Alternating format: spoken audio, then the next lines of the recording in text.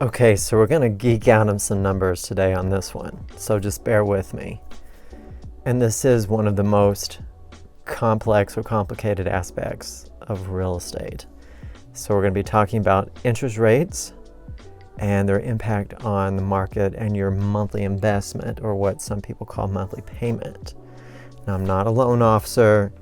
I'm not quoting rates. I'm just doing math. I used AI, actually, good old chat GPT, helped me figure out some of these price and monthly investment differences. So what if rates come down? So what is that doing to the market? Well, if sellers think tomorrow is better than today, they may not be as willing to negotiate. The best time for a buyer to get in with a seller is if the seller is afraid that tomorrow is going to be worse than today. And if you're waiting as a buyer, well, then maybe there's other buyers that are waiting. I kind of liken it to the day before Black Friday. People will line up Thursday night, Thanksgiving Day night, and they would wait for the stores to open because they wanted to be the first one in the door. Why? Because they would have the most inventory on the shelf to choose from. Well, what's happening now? We've got inventory that's out there that's not sold. In Des Moines, our market's pretty balanced today. However, if rates come down and then more buyers enter the market and demand goes up, what's going to happen to that inventory? It's going to get eaten up. What's going to happen to those prices on that inventory? Right. It's going to go up too, most likely. It's just simple supply and demand. So we're going to explore, is it really best for me as a buyer to wait? Or should I get in now at a potentially lower price? What if mortgage interest rates are kind of like the stock market? Like, you know how the stock market, there's some news that comes out and then that affects prices. People panic and they sell or they buy or whatever the situation is. Well, what if in anticipation of the Federal Reserve Bank lowering their rate, that mortgage rates have already come down? Now hear me out, because right now when I looked on Mortgage News Daily, like yesterday, it was 6.45% for like a 30-year conventional, and FHA was 6.05%. Well, earlier this year they were 6.8. So they've kind of already been coming down, right? And here's the thing: the Federal Reserve Bank, let's say they lower their rates, the mortgage interest rates are based off the 10-year Treasury bond. So if lowering the federal rate makes it less expensive to buy the 10-year T-bill, then rates could actually go up, at least in the short term. So ultimately, you're going to be best off purchasing a home when it's right for you. Okay, so let's geek out on the numbers like I promised.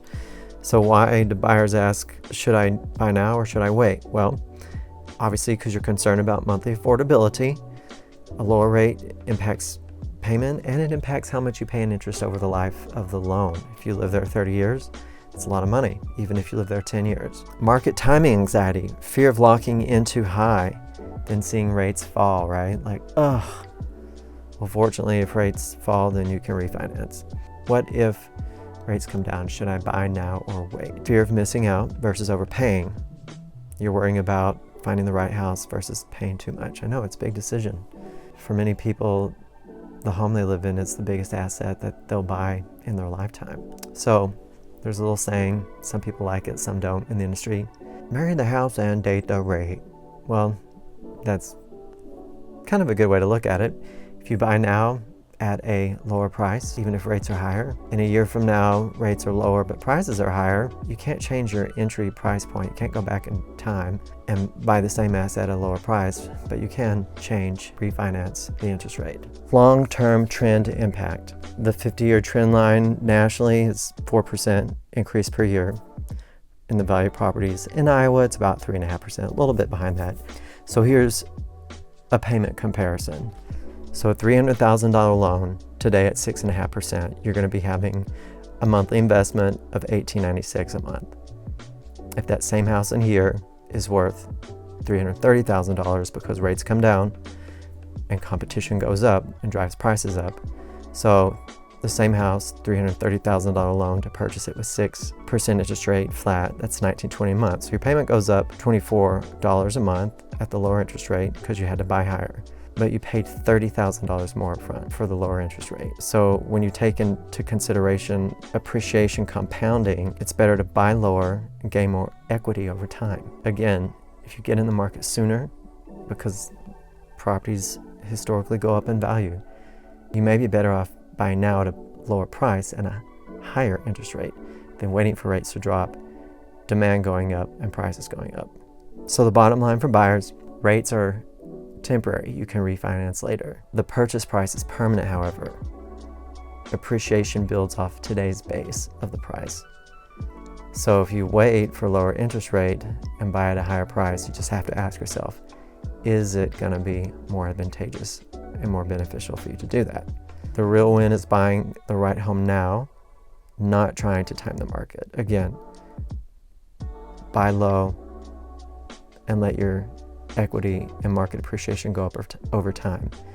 What do you think rates are going to do? Do you think they're going to go down to 6? Do you think they're going to go down to 5.5?